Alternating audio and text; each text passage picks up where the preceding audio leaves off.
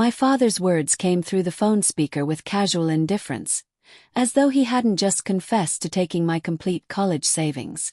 Besides, what's finished is finished. There's no use getting worked up over it now, he said. I'm Vanessa, and at 25 I found myself in my small London apartment, hearing my father justify why he had emptied the account meant to cover my last year of university. Funds I had accumulated through academic awards, part-time employment, and diligent saving since my high school years. What remains in the account?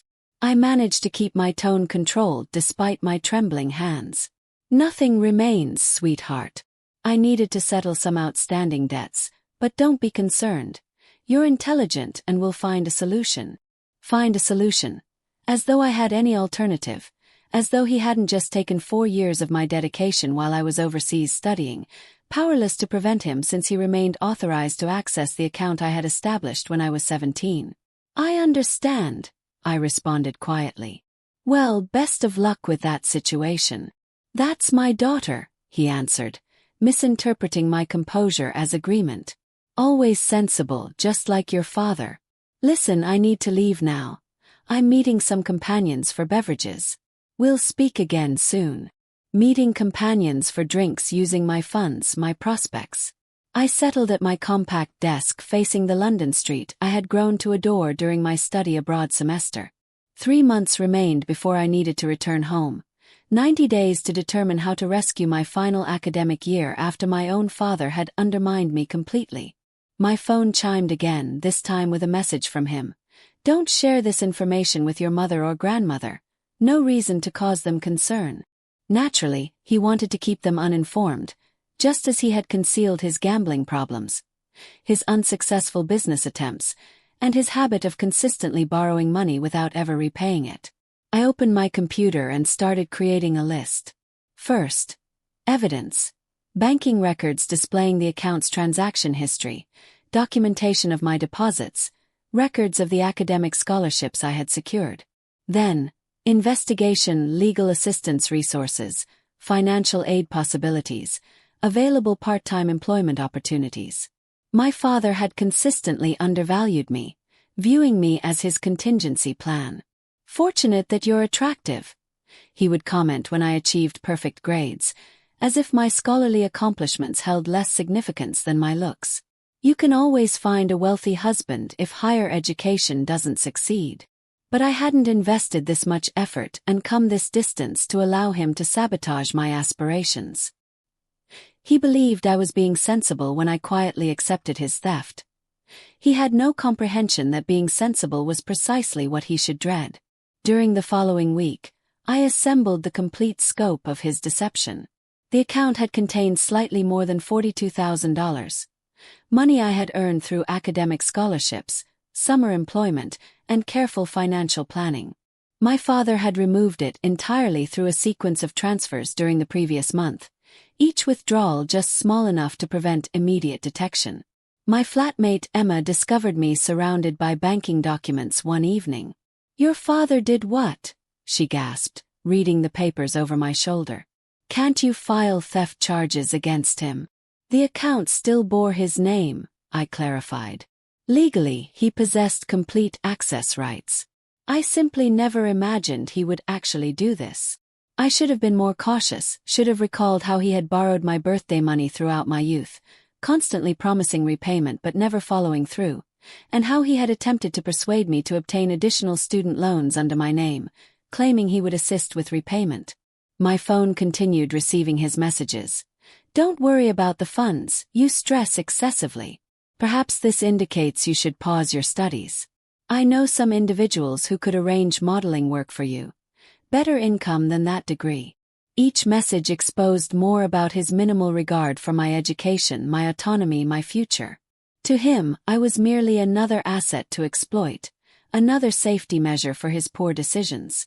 I began contacting my university's financial assistance office, legal aid organizations, and my grandmother, who had always championed my academic aspirations. I didn't reveal everything immediately, just collected information and evaluated my alternatives. My father's subsequent call occurred during my class time. "Hello, Princess, quick inquiry. You don't happen to maintain any additional savings accounts, do you? Just curious, since you're consistently excellent with finances. The casual presumption in his tone infuriated me, but I maintained a cheerful voice. Why are you asking? Oh, no particular reason, just considering your future. You know how fathers think. Considering my future, like he had when he depleted my college fund, like he had when he attempted to discourage my overseas study, claiming I was avoiding family responsibilities. Sorry, Dad, I'm in class currently. We'll talk later. I disconnected and opened my laptop, adding another item to my expanding list. Close any remaining accounts he might access, transfer everything to new accounts at a different financial institution.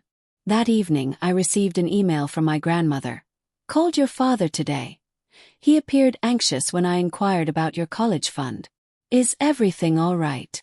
I smiled, picturing his unease. He had always feared my grandmother, the only person who had ever successfully held him responsible. Can we speak? I responded. There's something you need to know. My grandmother's reply was immediate and intense. After learning the complete situation, she organized an urgent family meeting without my father present. That man, she declared angrily during our video conversation, with my mother and aunt seated beside her, has exceeded all boundaries this time, stealing from his own daughter. I observed their expressions as I presented the bank statements, the text messages, the casual manner in which he had dismissed my future. My mother's hands shook as she read his communications. I had no knowledge, she whispered. He told me you had decided to take a break from school, that you were considering returning home. Of course he had. My father had always excelled at creating stories that served his purposes. How many times had he reframed my achievements to center them around himself? How frequently had he claimed credit for my success while secretly sabotaging it? I've been recording everything, I informed them. Every withdrawal, every message, every phone call. I'm not allowing him to escape consequences for this. My aunt, who practices law, leaned forward. The account situation is complicated since he was a co-signer, but there might be other approaches we can take. Has he made any written promises about returning the money? I displayed more screenshots, emails where he acknowledged the funds were designated for my education, text messages where he casually mentioned eventual repayment.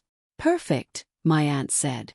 Not legally enforceable, but excellent leverage for what happens next. What happens next? My mother inquired. Next, my grandmother announced, we ensure Gregory understands exactly what he has done and to whom he has done it. The strategy developed quickly. My grandmother would confront him initially, informing him that the family knew about his actions. My aunt would compose a formal demand letter outlining his options for restitution. And my mother would finally proceed with the divorce she had been delaying for years. He's always underestimated you, my grandmother observed. Treated you as an extension of himself rather than as your own individual. Time to demonstrate who you truly are. That night my father called again. Your grandmother seemed disturbed today, he said cautiously. You didn't tell her anything, did you? About what, Dad? The college fund you stole, the future you attempted to destroy, or just your general belief that your daughter's education is worthless compared to your bar expenses? Silence from his end then. Now, Princess, don't. Don't call me Princess. Don't contact me at all. Everything goes through Aunt Sarah from now on. Sarah. Why would your aunt need involvement? Because she's an attorney, Dad, and you're about to require one. My father's response was predictable. First denial, then rage, finally desperate manipulation attempts. You're exaggerating this situation, he texted. It was only money. Family matters more than money. I forwarded each message to my aunt without responding. Let him create a deeper hole for himself. His next action was appearing at my grandmother's house, where I was staying until my return flight to London. She refused to let him beyond the front porch. How dare you, she demanded, speaking loudly enough for neighbors to hear. Stealing your daughter's college fund. Have you no shame? Mother, please. He attempted to lower his voice. This is a family matter. Exactly, and you've betrayed your family. Now leave before I contact the police. He departed, but the text messages continued. Your grandmother has turned you against me. I'm your father, you owe me respect. After everything I've provided for you. I considered everything he had actually provided for me. How he had attempted to discourage my academic achievements, how he had borrowed my childhood savings, how he had treated my success as something he could monetize whenever he needed funds. My aunt's demand letter reached his residence via certified mail. Inside was a detailed accounting of every penny he had taken, along with repayment options. You cannot sue your own father, he called, outraged. Watch me, I responded, then ended the call. The family upheaval was spectacular. Relatives I hadn't heard from in years called to express their disgust. His sister, my Aunt Patricia, shared stories of how he had borrowed money from her children's birthday cards as well. He's always been this way, she said, taking what doesn't belong to him, expecting everyone to forgive him because he's family. My mother finally filed for divorce, citing financial infidelity among other reasons. During their first hearing, his pattern of stealing from me became public knowledge. You emptied your daughter's college fund to pay gambling debts, the judge asked incredulously. I was planning to repay it, he protested weakly. With what money? According to these records, you haven't maintained steady employment in 3 years. His carefully constructed image of the fun-loving, generous father was deteriorating. Every attempt to defend himself just revealed more of his true character. The university's financial aid office proved surprisingly supportive once they understood the circumstances. They assisted me in securing emergency funding and arranged a payment plan for my final year. My grandmother insisted on covering what she could, though I was reluctant to accept. Unlike your father, she said firmly, I understand the value of education and keeping promises. My father's response to the demand letter was claiming poverty, insisting he had no means to repay what he had stolen. Then my aunt discovered his new car purchase, the vacation photos he had posted on social media, the country club membership he somehow still maintained. He's not impoverished, she explained. He's just skilled at concealing assets, but not skilled enough. His text messages became increasingly desperate. You're destroying my life, my own daughter turning against me like this. I raised you better than this. Each message revealed more of his true nature. The loving father facade fell away, exposing the manipulator underneath. The final provocation occurred when he attempted to turn my younger cousins against me, telling them I was trying to bankrupt him out of spite. Instead, they shared screenshots of his messages, adding to my growing evidence file. Remember when Uncle Greg told us our college funds were secure with him? My cousin Jake wrote. Guess we understand what that meant. My aunt helped them secure their own accounts before he could target them next. His pattern of financial abuse was finally being exposed, one family member at a time. During my mother's divorce proceedings, more revelations emerged. He had been hiding money for years, taking out loans in her name, even attempting to remortgage their house without her knowledge. He's been treating the entire family like his personal bank, my mother realized, and we all kept making excuses for him. My grandmother arranged another family meeting, again without him present. Relatives shared stories of loans never repaid, promises broken, trust betrayed. Each story strengthened our determination to hold him accountable. He's always depended on family loyalty to protect him from consequences, my aunt observed. Time to show him that loyalty works both ways. The consequences struck my father like falling dominoes. First, my mother's divorce attorney uncovered his hidden accounts, leading to a much larger settlement than he had anticipated. Then my aunt's legal pressure forced him to agree to a repayment plan for my stolen funds, with interest. His careful facade of the generous, fun-loving dad completely crumbled when the family learned he had been borrowing money from elderly relatives, promising investment returns that never materialized. A regular Ponzi scheme, my aunt muttered, adding these discoveries to her growing file. His text messages shifted from angry to pleading. "I'm still your father. We can resolve this. Everyone makes mistakes. Why can't you forgive me? What will people think of you treating your dad this way?" I thought about all the times he had used guilt to control me, how he twisted every situation to make himself the victim. Not anymore. Through my grandmother's connections, I secured part-time work that allowed me to complete my degree while working. My professors, understanding my situation, helped me arrange a flexible schedule. Every small victory felt like a step further from his influence. The family's support surprised me. Cousins shared their own stories of his financial manipulation. Aunts and uncles who had once enabled his behavior now stood firmly against him. Even distant relatives reached out to offer encouragement. "Your father called," my grandmother told me one evening, "trying to convince me to persuade you to abandon the repayment plan. Said it was destroying the family." "What did you tell him?" "That he destroyed it himself when he stole from his own daughter." His final manipulation attempt was appearing at my graduation uninvited, unwelcome, but determined to play the role of proud father. "That's my girl," he announced loudly to anyone who would listen. "Gets her business sense from me." My Aunt Sarah had him escorted out before the ceremony began. "Your success belongs to you," she told me afterward. He doesn't get to claim credit for what he tried to prevent. A year after the confrontation over my stolen college fund, my father's carefully constructed world had completely unraveled. The divorce had exposed his financial schemes to everyone. Former friends who had invested in his business ventures were demanding answers. Relatives he had borrowed from were taking legal action. My graduation party, hosted by my grandmother, became a celebration not just of my academic achievement but of my independence. Friends and family gathered to support me, many sharing their own stories of standing up to manipulative parents. "Your father called me yesterday," my mother said during the party. "Wanted to know if I'd talk to you about dropping the repayment plan.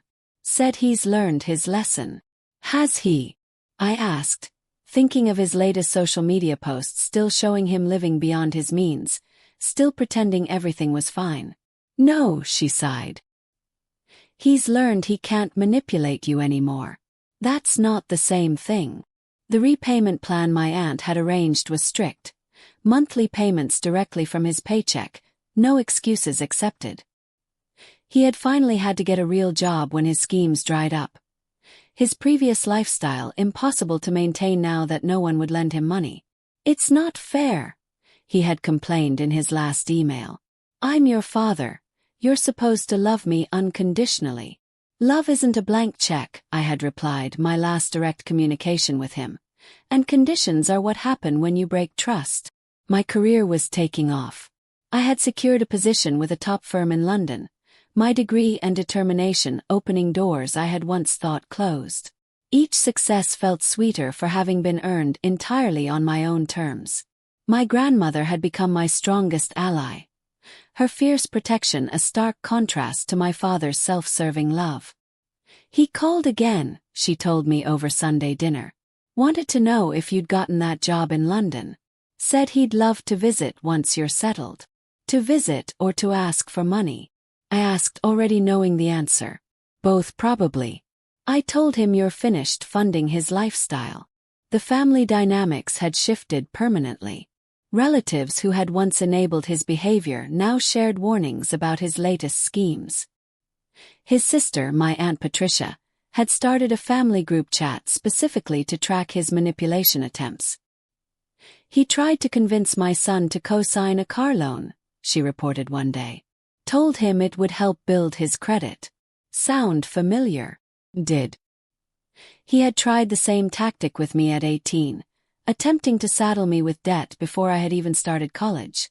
Back then, my grandmother had intercepted the paperwork and warned me about predatory practices, including those from family members. Now, watching his world shrink as mine expanded, I felt not victory but validation. Every payment he made, forced by legal pressure rather than paternal responsibility, proved what I had always known. He was capable of doing the right thing. He just never thought he had to. My success had become a form of protection. The more I achieved, the less power he had to affect my future. The degree he tried to derail now hung on my wall, each accomplishment a reminder that his greatest mistake wasn't stealing my money. It was underestimating my resolve. My return to London marked a new chapter. The firm had offered me not just a job but a future I had built despite my father's attempts to derail it.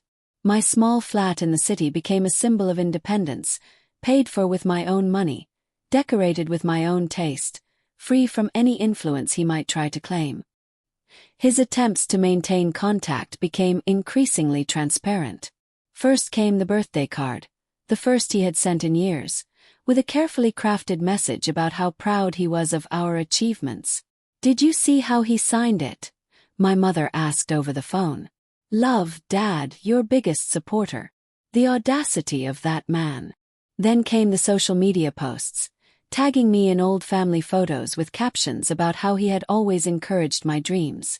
Each post carefully curated to paint himself as the devoted father who had sacrificed everything for his daughter's success. My Aunt Sarah helped me draft a cease and desist letter when the posts escalated to claims about his investment in my education. "He's trying to rewrite history," she explained. "Make sure there's a paper trail proving otherwise." His response was predictable. More manipulation attempts, more claims of family loyalty, more hints about his financial struggles. But his words had lost their power to hurt me. Through family gossip, I heard about his latest schemes. He had started telling people he had connections in London, suggesting he could help their children find opportunities abroad.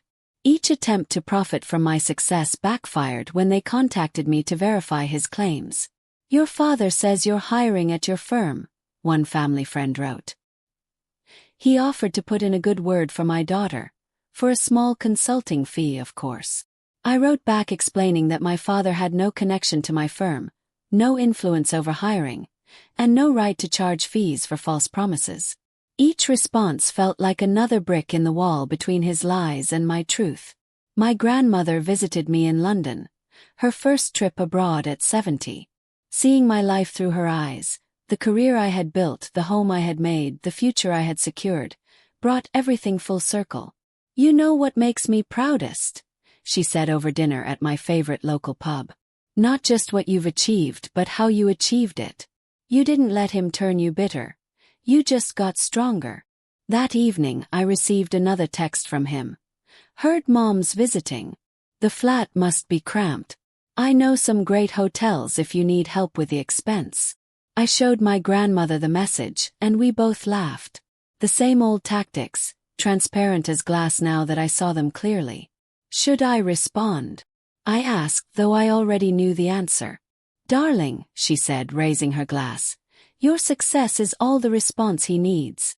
2 years after the confrontation over my stolen college fund, my father's repayment plan was still in force. Each monthly payment a reminder of his accountability.